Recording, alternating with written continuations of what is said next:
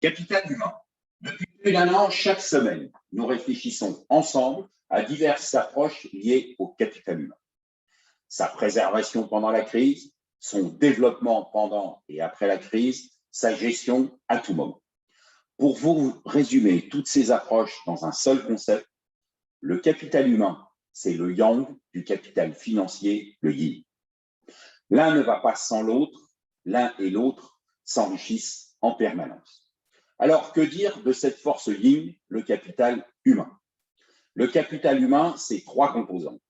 Les compétences individuelles et collectives, les comportements individuels et collectifs, les énergies déployées par chacun.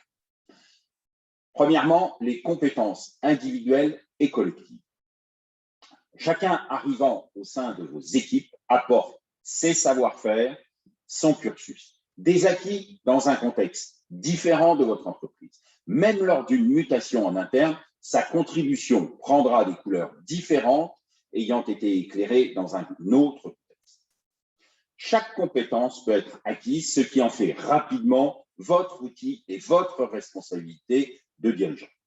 Si les compétences individuelles et collectives de vos équipes progressent, c'est que les outils mis en place leur ont permis de croître.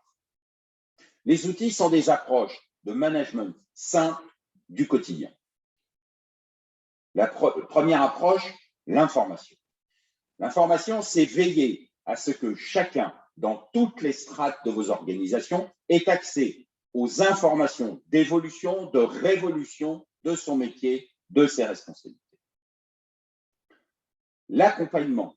L'accompagnement, c'est pour chaque N+1, être au plus proche du quotidien de chacun des membres de son équipe afin soit de l'accompagner, soit de le faire accompagner et ainsi affiner ses pratiques dans le contexte spécifique du service et plus généralement de votre entreprise. Le partage des bonnes pratiques. Le partage des bonnes pratiques, c'est faire en sorte que chacun puisse acquérir de l'autre. Pour cela, le management ainsi que le management de proximité doivent veiller en permanence à la circulation des acquis. La formation. La formation, c'est souvent le seul outil auquel pense le management pour le développement des compétences.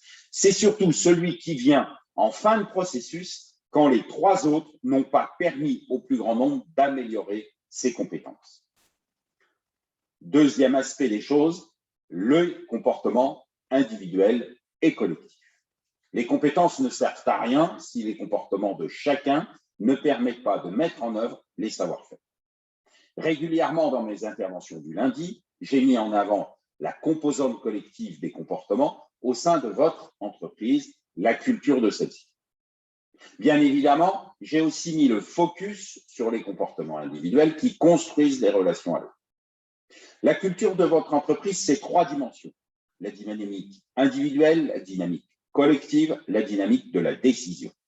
Quelques rappels rapides qui complètent plusieurs de mes interventions. La dynamique individuelle. C'est l'approche que votre entreprise valorise le plus au sein des différentes composantes. Cette approche permet à chacun de se positionner avec ses différences dans un cadre commun. La dynamique collective, c'est cette pratique inscrite au plus profond de vos organisations qui fonde la pratique du collectif. Comme dans n'importe quelle aventure humaine où la dimension collective est bien spécifique, déterminée, construite à la faveur des événements traversés. La dynamique de la décision, c'est cette manière bien ancrée dans l'histoire de vos équipes qui caractérise la prise de décision. Certaines organisations ont besoin d'explorer, d'autres sont à même de surfer sur les éléments. Cette démarche de la décision est très caractéristique de votre entreprise. Ces trois dimensions de la culture de votre entreprise se sont construites dans la durée sur des actes concrets à chaque moment de l'histoire de notre entreprise. Ces concepts n'ont rien à voir avec quelques poncifs que nous pourrions trouver dans quelques éléments de communication qui seraient plus des vœux que des réalités. Dans les comportements individuels et collectifs, nous venons d'aborder le collectif. Maintenant, abordons la notion individuelle des comportements. Ce n'est pas ici que nous aurons le temps d'explorer les complexités des méandres de chacun. J'ai régulièrement abordé ce thème Dans mes focus du lundi, par facilité personnelle, je me permets de vous rappeler les 4 dimensions comportementales de Herrmann, 10 Success Inside ou autres: dominance, influence, stabilité, conformité. Ce ne sont pas 4 mots qui enferment, mais 4 mots qui permettent de s'ouvrir à l'autre. Pour chacun, ce sont des bases qui permettent d'affirmer son opinion, de contribuer à l'ensemble, de respecter l'autre dans ses différences. Troisième aspect, bien évidemment, sur la partie capital humain que nous évoquions au début de cette intervention, les énergies déployées par chacun. Nous avons souvent travaillé ensemble sur ce point: motivation, stimulation, mobilisation. Les 3 dimensions de l'énergie que chacun de vos collaborateurs est à même d'apporter à l'ensemble, ce sont 3 leviers différents et complémentaires. L'un est très personnel, la motivation. Sa dimension temporelle permet à chacun de s'inscrire dans une certaine durée. La seconde est très immédiate par sa réactivité aux événements, la stimulation. Elle est très liée au management de proximité, au management en général.